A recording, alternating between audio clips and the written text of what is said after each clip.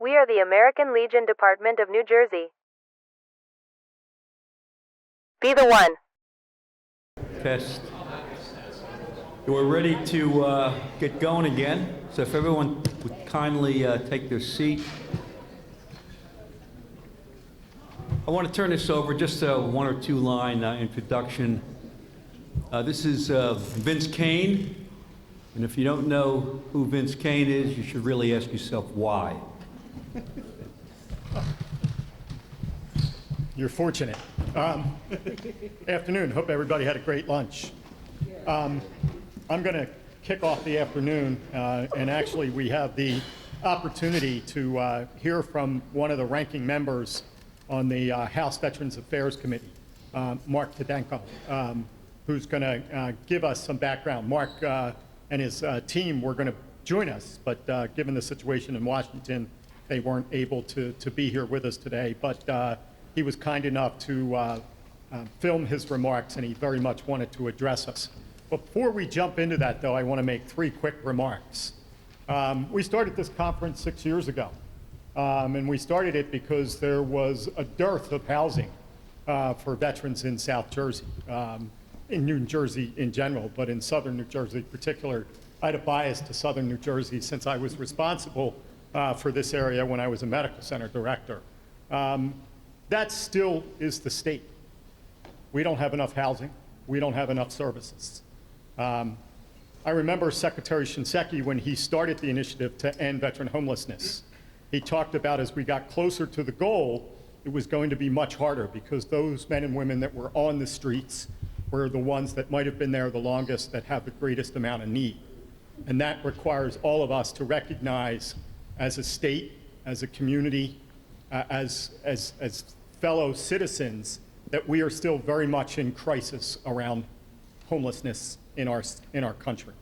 And the only way to end that crisis is through a sense of urgency, a sense of leveraging each other's resources. I think you heard Vic and Mike talk about that earlier, and a willingness to innovate, to really think outside of the box and act differently. If we keep doing the same old, we're not necessarily going to make changes. The other thing is not to lose our way.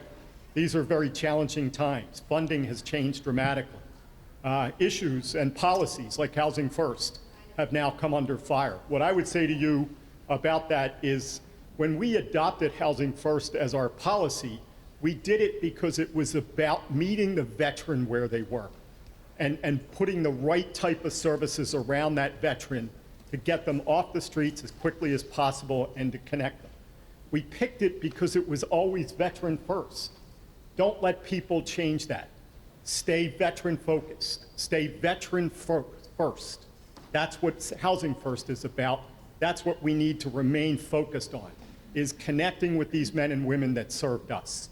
So you're going to hear from the ranking member. He's much more articulate than I am, but I wanted to make those quick points to you. We are in crisis. We are still in crisis. We have to partner and collaborate. We have to leverage each other's resources, particularly in these challenging times, to create more housing with services that truly bring our men and women home. Thank you.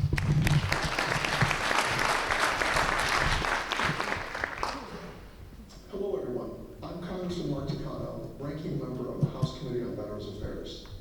I wish I could be there with you all in person, but I'm pleased to greet you virtually for this year's New Jersey Veteran Housing Symposium.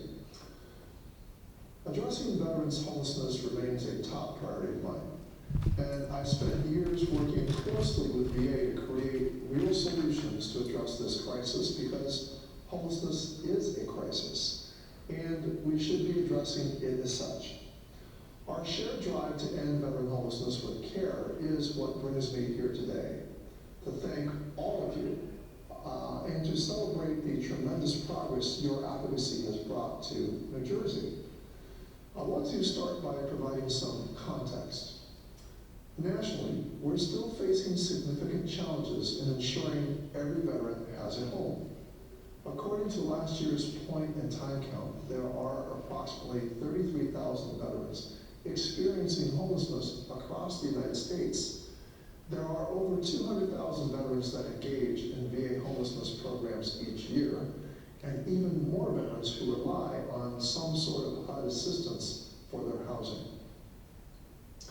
Today, we get to focus on New Jersey, and more importantly on what you all are doing to drive change in your communities.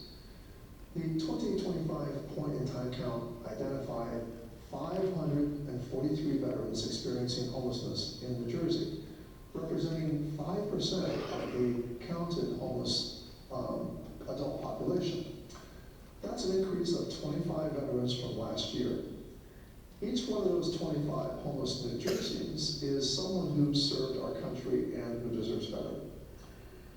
But I know folks in this room and in communities across New Jersey are working diligently to ensure that next year's count tells a different story. While numbers rose slightly, so did something else. Housing development and construction specifically designed to serve our veterans. Projects underway across the state represent a renewed commitment and hope. You are building solutions, real, permanent solutions. And these solutions help us get one step closer to the real goal, ending veteran homelessness. Veterans experiencing homelessness often have complex needs and service-connected disabilities that make it difficult for them to access housing. That's why the work you're doing matters so much. Because when we talk about getting these veterans into housing, we're not just talking about the amount of affordable housing or number of open beds. We're talking about the right type of housing, housing that can be tailored to meet the needs of each individual veteran. For many veterans, permanent supportive housing is the best option to ensure their healthcare needs are met and housing stability is maintained. And permanent supportive housing is exactly what many of you are creating just now, right across New Jersey. This type of housing is about partnerships. The kind of partnerships I know are represented in this room today. Permanent supportive housing provides long-term housing with intensive case management services in safe, dignified settings. From construction to execution to maintenance, permanent supportive housing requires collaboration with state officials, local organizations, and the backing of the federal government, including VA, and the list goes on and on. That's the ecosystem you feel here. That's the work that will bring these numbers down. I understand the hard work you all do. I know that when you see those pit count numbers increase, even by one, it can feel discouraging. But I want you to hear this clearly. Your impact is real. It is received, and it is deeply appreciated.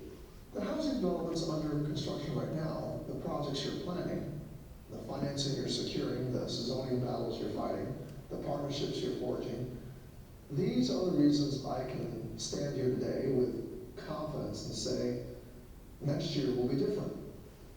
I'm working hard in Congress to send communities across the country more tools to address veteran homelessness. I was proud to reintroduce the End Veteran Homelessness Act, which would modernize the HUD Voucher program, allowing more veterans to access the subsidy for housing. I'm also a proud supporter and co-sponsor of Congresswoman Maxine Dexter's Every Veteran Housed Act, which would finally standardize the definition of veteran for all VA homeless programs, ensuring all veterans can get the care and resources they have earned from VA. I worked diligently last year to get HUD and the Department of Treasury to change the rules about how income is calculated for the purposes of the HUD Voucher program. And I'm proud that those changes were implemented and that VA benefits no longer stand in the way of veterans accessing the housing they need. I continue to work with my colleague, Ranking Member Maxine Waters, on the Financial Services Committee to protect HUD and VA programs and to address issues like the project-based voucher cap, which I know has caused problems in New Jersey. Addressing homelessness does not have a one-size-fits-all solution, as you all know far too well. It's a long-term commitment that requires communities to come together with sustained effort, creativity, resources, and most of all, dedicated professionals like the ones sitting in this room. The trajectory is clear.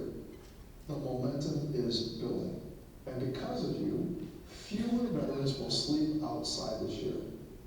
Because of you, more veterans will have keys to their own homes, homes designed to meet their needs, homes connected to the services they've earned, homes where they can rebuild their lives. So thank you. Thank you for your persistence. Thank you for your partnership. Thank you for refusing to accept that any number of homeless veterans is justifiable.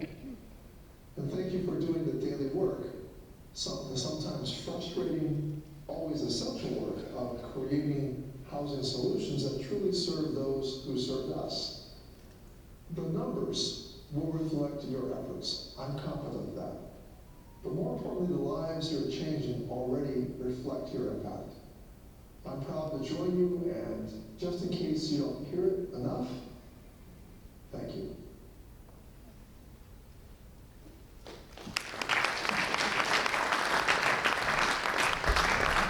We are the American Legion Department of New Jersey.